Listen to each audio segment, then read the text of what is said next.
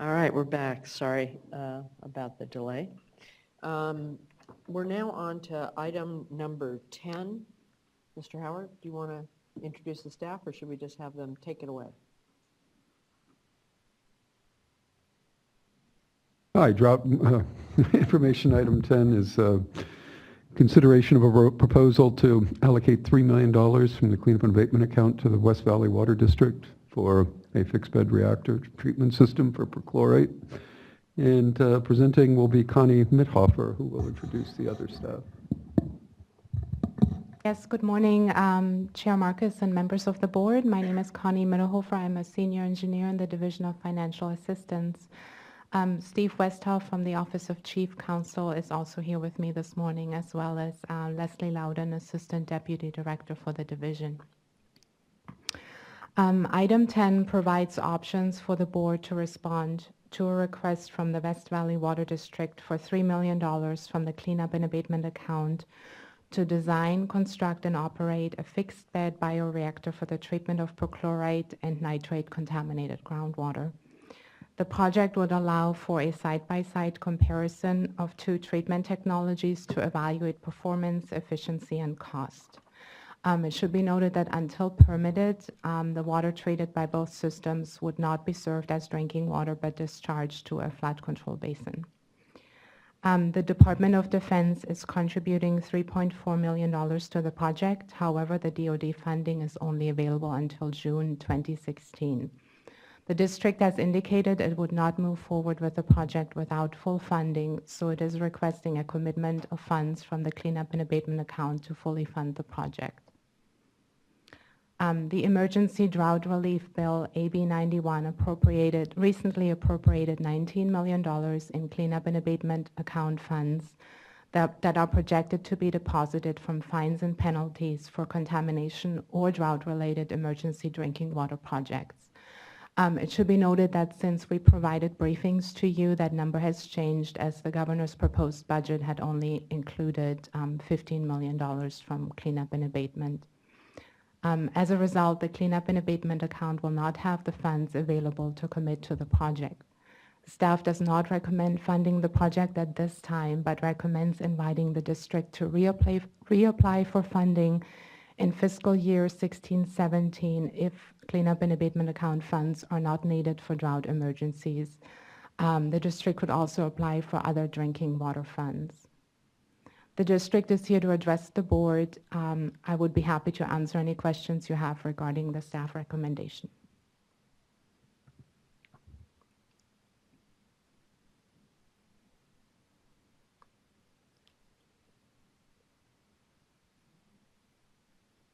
I mean, this is a challenging issue in that it's we do have a speaker card I do want to get to, in that it is a good project that we have matching funding for, but we have this crunch with the money being put to the most important thing at the moment. I know we had a conversation yesterday about other options, which would be stretching out the project over time in acknowledgement of the fact that our cleanup and abatement account has to go to drought relief first. I know that's a little bit unclear, but it seemed to me that there might be other potential options worth thinking about, although I would agree that we can't just approve it today for payment day, because we just don't have the money this year. So the question of how to not necessarily lose that matching funding over time, walking away, if there are some options, I would be interested in thinking that through a bit.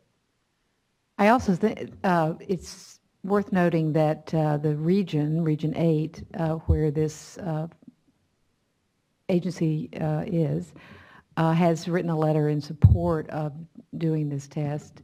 And when the proponents come up to speak of it, and also I'd be interested in your reaction as well. We do have a tremendous challenge with perchlorate, with nitrate, with these salts that are treated by systems like this. The one that's in place right now, as I understand it, is quite complex and is really kind of, in a way, old style.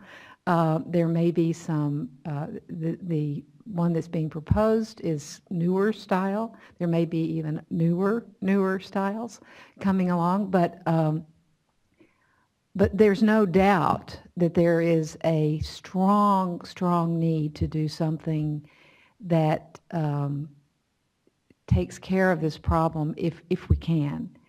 And there are many places we can deploy this technology in the Central Valley, in the Central Coast, in in Southern California, probably Northern California. I just don't know those systems as well. So I just think we have to be as creative as possible given the constraints we have. And I know you all have worked on this and are attempting to be as creative as possible. But if there's some creativity can come from the agency as well, that would be even more helpful. So those are my comments.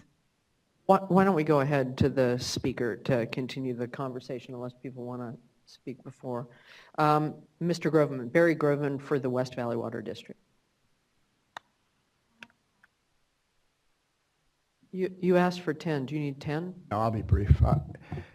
First of all, good morning, Chair Marcus and members of the board. Thank you for letting us get this far with the grant. We understand the problem. In fact, sitting here through that very bleak presentation is rather humbling, and certainly... Yeah, we didn't even talk about drinking water. It's one thing to hear about. It's another thing to actually see it graphically. So, we understand completely what you're going through. And by the way, I'm joined by Anthony Ariza, who is the General Manager of the West Valley Water District. I'll just make a couple of points. First of all, whatever the outcome, your staff has been very helpful, very creative. I don't know if you know this. I may be telling you something you already know, but your attorney, Steve Westhoff, is related to the legendary Chris Westhoff. Were you aware of that? Yes, I go way back with him. I'm not. That's great. Makes me feel very old when I come to a meeting and see the next generation.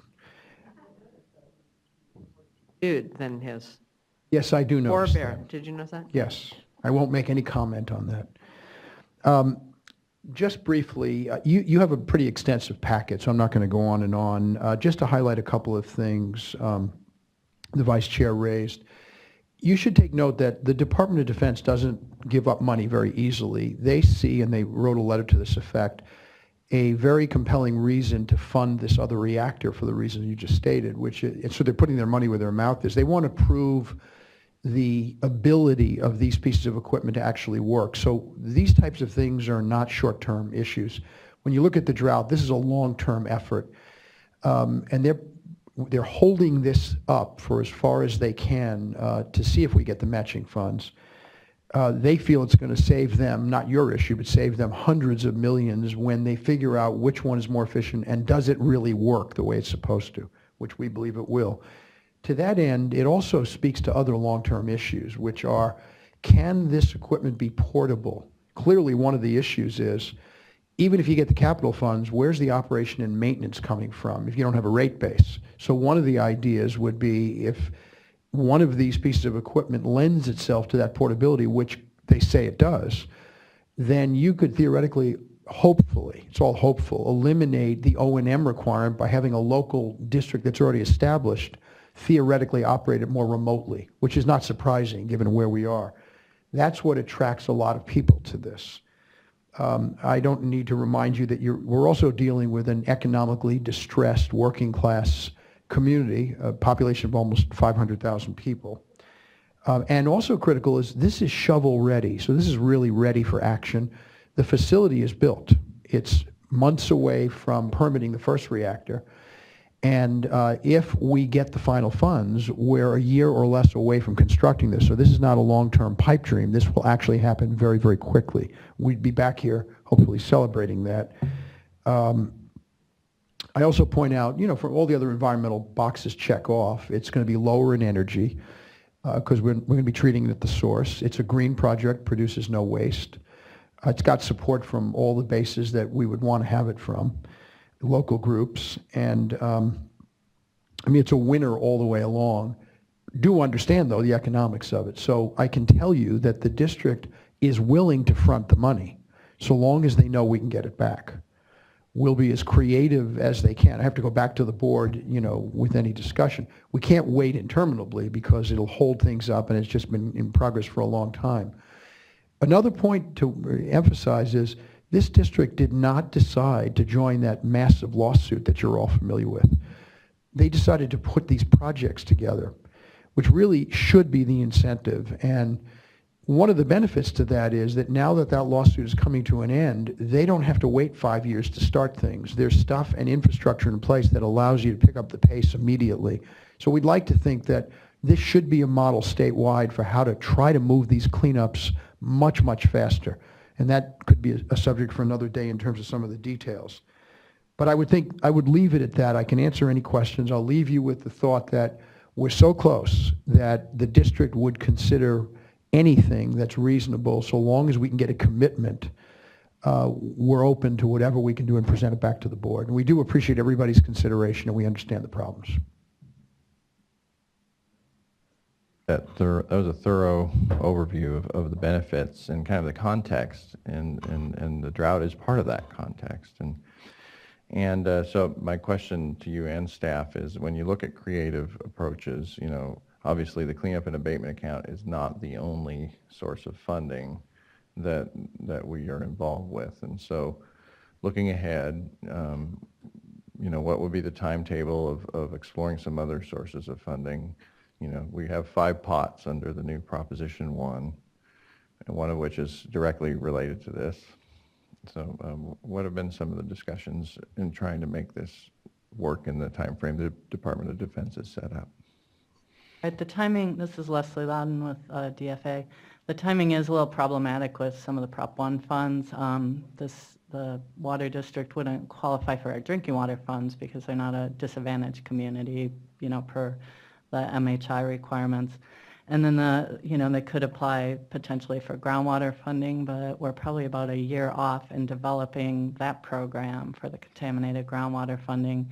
We did talk about, obviously, an SRF loan would be a potential, but again, that's a loan. It's not a grant, and so that is something that would be available. So, you know, the cleanup and abatement is sort of the easiest, fewest strings type of pot, and that's why people tend to come to it rather than some of our longer term funding programs.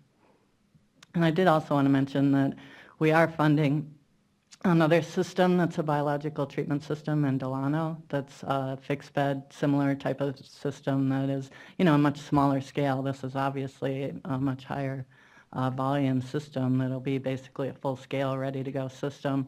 But there are a number of other technologies being looked at. I talked with our Division of Drinking Water, and they were aware of, I think, 4 or 5 of these demonstrations going on different biological treatment systems. So things are happening, but again, this one is it's ready to go. It's a large, full-scale system. And is there any comment just in reaction, you know, if the timeline is extended, like you say, is there some way that the timing of the expenditures, do you see any possibility of working with us within our constraints? No, I mean, we can be very creative and come back up and sit down, but the time frame is critical. We can't hold this grant much longer. Even the political dynamics, as you can imagine, in Washington have changed. I mean, one of the driving forces was Senator Feinstein, who put the money into the account. So we've pushed it as far as we can go. We've overextended ourselves. Now we can work on the instant to try to be creative, and we'll do whatever we can. We want to do it, and I think there's desire, but it will probably take a little creativity, but we don't have a lot of time there's been a lot of time spent on it. Well, I'll just comment. I think a number of us have been to the site, and I just want to, I think we need to do everything we can to get this moving. The question is probably not whether or not it should be supported, but how. And I think that the community has just gone to great lengths to pull together support for something that, this is exactly what we're looking for in other areas of the state. So I think that they ought to be encouraged and rewarded for their creativity and their willingness to front the costs. I just want to get a better sense of timing, and of course it'd be great if the Department of Defense were here right now so they could give us a better sense of the constraints that they have. Of course, I understand the congressional process that this money could be pulled back because it hasn't been spent, but what is the Department of Defense telling you in terms of today for them, their time frame? We have a commitment only until, is it February of 16? June of 2016, and that has been aggressively negotiated. This goes back quite a way. I also do emphasize the dynamics of what's going on back in Washington, so it's amazing to us that it's still in the account. Right. June of 16, what has to happen by then? District would have to approve the project to go forward, and to do that, we need the remaining $3 million. So whether the district fronts the dollars or it comes from the state? Correct.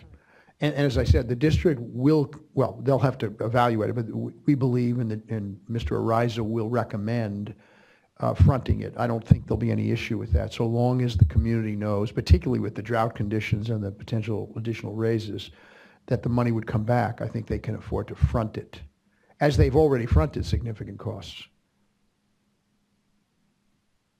If I would just underscore that this really is a drinking water program. correct. And it is, if it works, if both systems work, but one is better than the other, and I know one is newer than the other and more potentially more portable, if it really works, it will be great for so many communities that we are engaged with. So I join with Member Diadamo that we need to.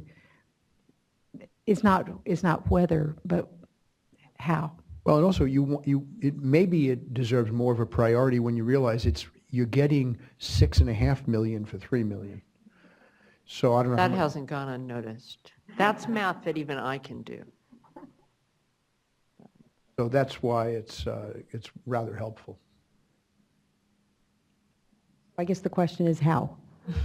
Oh, and so the question would be, the question, at least to my mind, I'll turn to my other colleagues, is whether we feel we can come up with something on the fly now, or whether we can just take, I'm going to say a month rather than 2 weeks, because our agenda 2 weeks from now is the mandatory conservation regs and the desal policy, and I sort of think it's going to be in a busy agenda.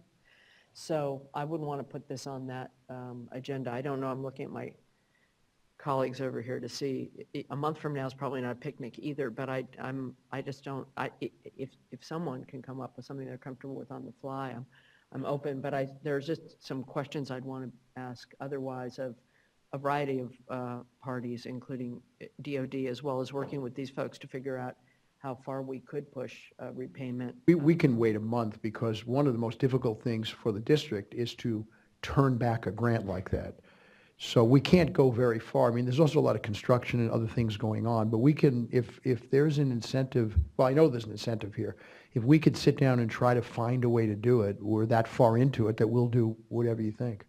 I'm joining my colleagues here. I just keep seeing how this kind of investment is a true a follow-through on our part to fund long-term solutions for drought resiliency. I think this is directly related to the drought emergency. My opinion. You'll see the results in short order. It's not like a long-term wait to see what happens. I'm seeing a nexus here. I realize the governor's budget, was it 19 million? It was 15 million. Is that what you said? So, there are ideas on how that might be spent, but how could this type of proposal not be in the mix? Well, just because we have to deliver drinking water immediately to poor people, that's who run out of it. That's the priority this year. Hopefully not next, if the blob is true. I'm just trying to understand all the dimensions of that. So Darren Polhemus, Deputy Director for Division Financial Assistance, and I think I should just comment that, you know, we're with you. We struggled how to manage the cleanup and abatement account, and it hasn't been mentioned yet, but we don't have $19 million in the cleanup abatement account. We have permission from Department of Finance to borrow that money from our other internal accounts if we need it. So we're dealing with a bunch of unpredictables. I don't know how much penalty fund's going to come. I don't know how much of the $19 million is going to get spent. So we end up with a really interesting problem associated with actually how to manage the funds. We're already looking at how to cash manage the commitments that are on the books, because there is actually a fair portion of cash, which is why finance assumes that we can come up with $19 million. We've been creative as any way we can to do that. We've freed up about $1 million already of projects we've kind of sloughed off that we got people to say that they were done and they didn't need any more money. We're looking at how to cash manage others. Certainly we can kind of try to sharpen that pencil, but I think at the end of the day, you'll be faced again with this uncertainty of how much penalty is going to come in and how much do you want to commit the cleanup and abatement account to commitments that we have no money for or know when we will have it available. That's kind of the question it'll boil down to in the end. And I apologize for bringing you such a hard question, but obviously it's a question we face with, how, you know, where do we want to spend the $19 million and how do we want to use it towards drought? One question, if we were to agree to this or some variation on what's been proposed now or in a month, and you know, time does pass, and so let's say in the guidelines for groundwater from the bond, from Prop 1, get put together, and could we substitute some of the money, the $3 million, from assuming success, other accounts for cleanup and abatement? Should we not have enough money in cleanup and abatement? Well, the way we operated the previous drought emergency response funds and the way we plan to operate the cleanup and abatement account is that it's actually kind of tough to get in there. And if it's a project that we can move to Prop 1 or SRF, we basically forcibly move it. As you can imagine, many people see a grant, they come in, declare an emergency, and we're like, not so much an emergency, but we're happy to fund you with our other pots. So I think we already throw everything into those that we can. So it's not exactly like you're saying, it's kind of the reverse, where we try to make sure that the ones that do end up clean abatement account are like, that's one, they need it super quick, and it truly is an emergency response type of scenario. So, But we used it for this type of project absent the drought. Sorry. For this kind of project specifically, absent the drought. Right now, we're just dealing with timing from the Yes. drought and the No. timing of Well- Prop 1. So the question is just whether you could change it down the road once those monies are available. Could you substitute it later? You can't do it now. Maybe then I'm not understanding the question. Sorry. So let me see if I can rephrase it. I think what the question is, Darren, is that if the board committed $3 million now but didn't have to disperse that until after or all of it until after the Prop 1 guidelines were in place, if it qualified for Prop 1, would we be able to then switch and not spend the cleanup and abatement and spend Prop 1? I think partially it would depend on the timing of the project. I think we've had, and I'll look to the attorneys, but typically you can't substitute bond funds once a project's already built. You know, it's for future projects. So partly it would be some timing. Partly it's going to be, you know, that's going to be a competitive solicitation in the bond for the groundwater funds. So depending on what the criteria, you know, I just can't say for sure that it would, be competitive.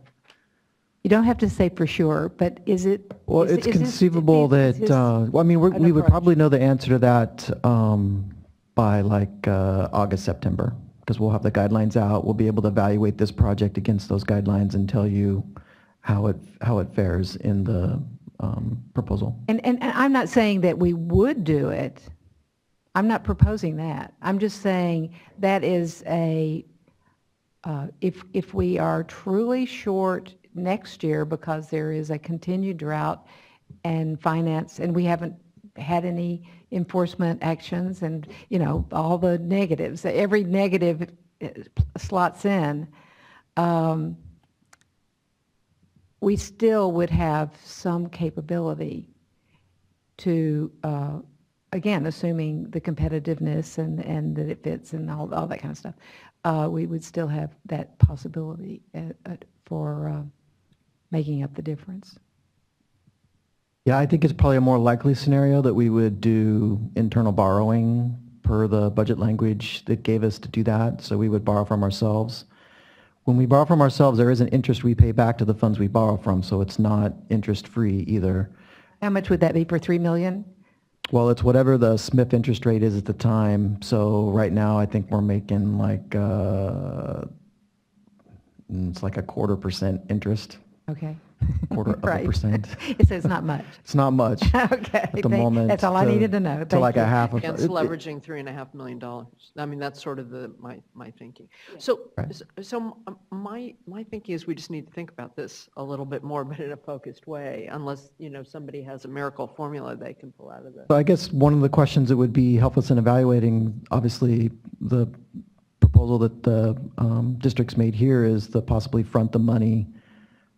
If they could give us some more concise terms on, like, could they front it for 2 years? Or, what's their expectations that go on that line? Obviously, they're going to have to think on their feet, and so it'd be good for them to come back as well. But some guidelines along that would then allow us to put into factors to you about, well, then, we could make a future commitment against the clean and abatement account at some point in the distant future. It gets easier the longer you put out, but obviously now you're kind of setting a new precedence by, finance put us in the hole on the cleanup and abatement account. In my sense, it's kind of piling on a bit. It gets a bit risky on how deep we want to go in the hole on commitments against the fund. Kind of, again, especially my nervousness always is, it's the oddity of we have this one, which I can almost tell you nothing predictably about, other than some statistics of we've always collected fines in the past and they vary dramatically. Compared to like the other funds we run, where, I can tell you within $1 pretty much what we're going to have cash flow into some of our other things like the SRF fund and stuff. So but it's a whole different beast because of the unpredictable natures of both the revenues and the expenditures that make it really hard for us to predict. Understandable, all good cautions. And I understand completely that it's unclear year to year because cases take a while and you don't know how they're going to turn out. But over time, again, this time frame becomes important.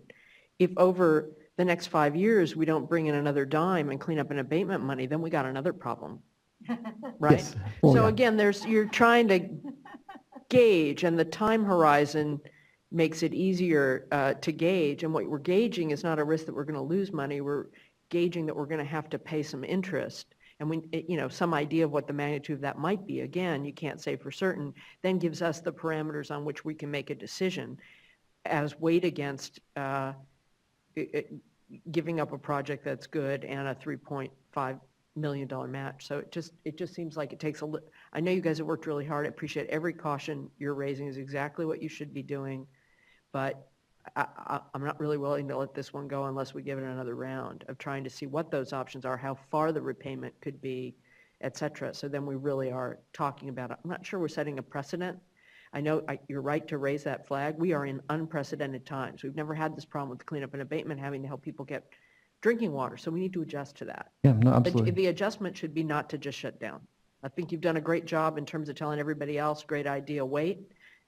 This one's just got that leverage piece that I don't think we should walk away from until we're sure we've exhausted our options. And in that spirit, I'm just restating, as you talk with the district about their possible terms, we lay out those criteria. As you point out, we're always concerned about setting precedents that are, that can, be a problem in the future. So let's be clear about the criteria that we're using to make this type of decision and to take this type of risk, which is the leverage, the available funds that these funds leverage, the leveraging of technology development that can be expanded and used to meet several goals, for providing clean water to disadvantaged communities cost effectively, et cetera, et cetera. And so respecting what you're saying about precedent, well, let's be clear about what are the circumstances and criteria that this decision is based on, and then it really narrows the precedent concern, in my opinion. So The next time we get $3.5 million from DOD, I'll just be tickled pink. or salmon to match your shirt.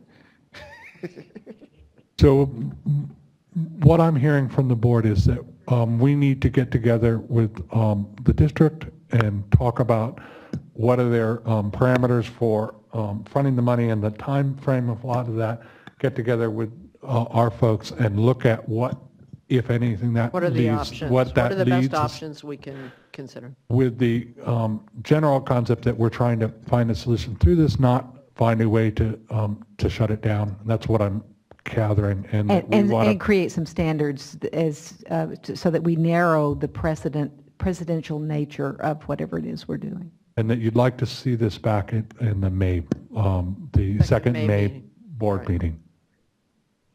So I just want to make sure that we're all on the same page, but I don't want to cut off the conversation. I just want to make sure No, that's that. always helpful. Certainly accommodate Maybe we that can't, schedule. but we'll see the best we can do, and then we'll consider that. All right, thank you very much. Thank you. We appreciate it. We will match your enthusiasm. Appreciate it. Thanks very much. Great. I'm now, for item number 11, I'm just going to hand the chair over to Vice Chair Fran Spivey Weber. I'm not leaving. I may be here for the whole thing, but I may have to leave before it's done for a different place I have to go. So handing it off to the able Vice Chair. Thank you. And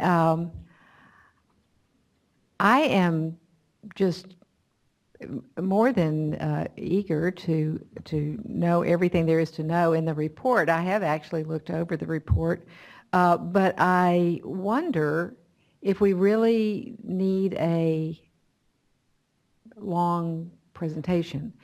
I know there's a change sheet, and it's a report that we have done before, and they were updating now to the legislature, correct? We did it. We did. I don't believe it's to the legislature. I think it's just our annual update Oh, on an the annual SSO update, okay.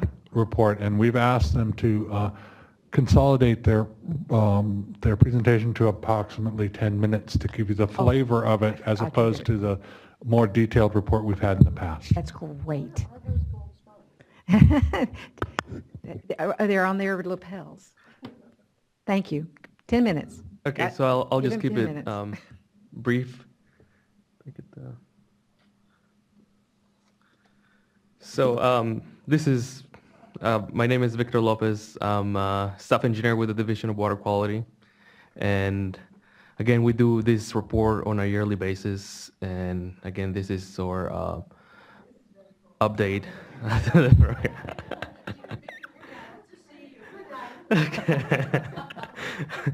So you just need to add somebody with a wrench turning that off, because that's a leak.